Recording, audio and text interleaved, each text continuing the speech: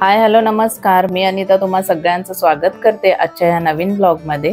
आजचा हा जो ब्लॉग आहे हा गुरुवारचा ब्लॉग आहे। महावीर जयंतीची सुट्टी होती ऑफिसला आणि त्याशिवाय मला उद्या निघायचं पण आहे गावी जायला, त्यामुळे मी आली होती पार्लरमध्ये। हे सगळं जे तुम्ही व्ह्यू पाहताय हे स्वरूप पार्लर आहे जिथे मी नेहमी येते।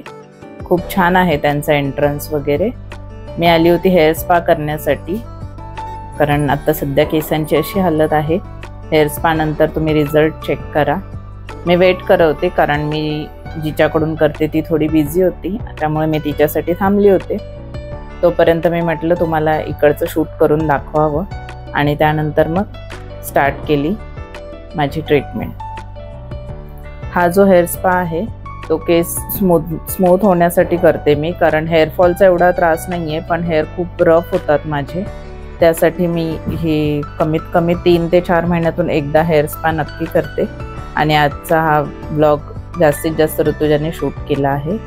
इथे ते क्रीमचं ॲप्लिकेशन चालू आहे। हेअर वॉश करून घेतला, त्यानंतर क्रीमचं असं पूर्ण केसांना 1 बाय 1 लेअर करून ॲप्लिकेशन करतात। खूप जास्त पेशन्स लागतात हेअर स्पा करताना, म्हणजे कोणतीही हेअर ट्रीटमेंट करताना खूप जास्त पेशन्स लागतात, कारण एवढा वेळ तिथे बसून राहायचं।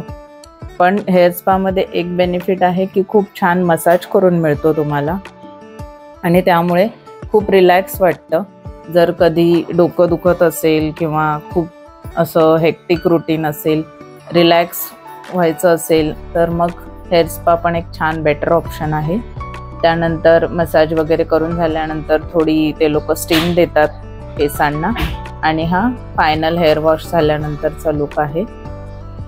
मी जास्त ब्लो ड्राय वगैरे करून घेत नाही, पण आता मला गावी जायचं होतं फंक्शनला, सो मी म्हटलं हां कर चालेल, नाहीतर नॉर्मली मी फक्त हेअर वॉश करून थोडेसे ड्राय करूनच जाते।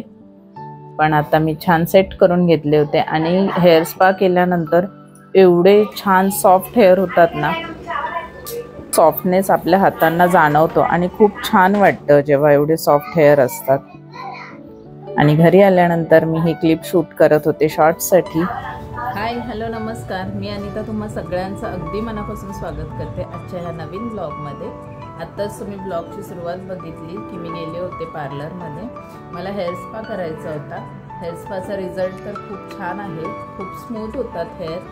मी कमीत कमी 3-4 महिन्यानंतर एकदा तरी हेअर स्पा करते, त्याच्यामुळे टेक्स्चर जरा चांगलं होतं केसांचं म्हणून। आणि आता मी करणार आहे पॅकिंग, कारण आम्ही उद्या गावी जाणार आहोत। गावी जाण्यासाठी पॅकिंग करायची आहे, अजून सुरुवातही केलेली नाही आहे पॅकिंगला।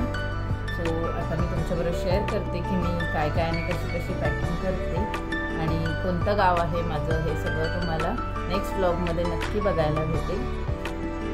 तर आता मग कंटिन्यू करूया व्हिडिओ।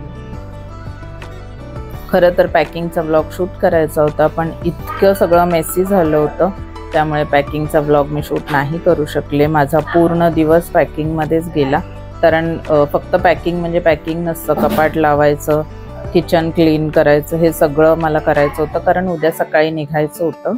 त्यामुळे मग मी जेवण नाही बनवू शकले आणि मग आम्ही गेलो होतो भगत ताराचंदला।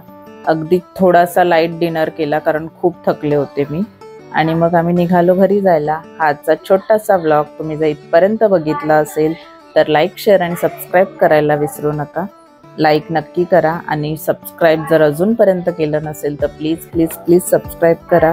आपण सगळे भेटूयात नेक्स्ट ब्लॉगमध्ये जो गावी असेल। तोपर्यंत तुम्ही सगळ्यांनी काळजी घ्या आणि भेटूयात नेक्स्ट ब्लॉगमध्ये। बाय।